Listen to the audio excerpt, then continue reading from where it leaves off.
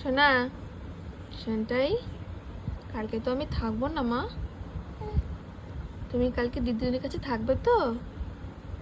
ভালোভাবে থাকবে কিন্তু শোনা, ঠিক আছে? আমি আবার রাতে চলে আসবো তোমার কাছে। আমি তো বাড়ি যাব, বাড়িতে গিয়ে তোমার জন্য সমস্ত কিছু গোছগাছ করে রেখে তো আসবো, বলো? নাহলে আমি তোমাকে নিয়ে যাবো কি করে ও বাড়িতে? হ্যাঁ, পাপা তোমার জন্য বাপরে, পাপা তোমার জন্য কত কিছু কিনেছে। পাপা ঘর গোছাচ্ছে তোমার জন্য, যাতে আমাদের মিমের কোনো কষ্ট না হয়। হ্যাঁ, সব কিছু রেডি করছে, তো ঘর দুয়ার গুছিয়ে রাখতে হবে তো মাম্মা। তুমি থাকবে তো মাম্মা দিদিদের কাছে? একদম গুড গার্ল হয়ে থাকবে, কিন্তু একটু দুষ্টু করবে না। হ্যাঁ, সময় মতো খেয়ে নেবে, সময় মতো ঘুমিয়ে নেবে। হ্যাঁ, করবে তো? তুমি তো আমার গুড গার্ল, গুড গার্ল না?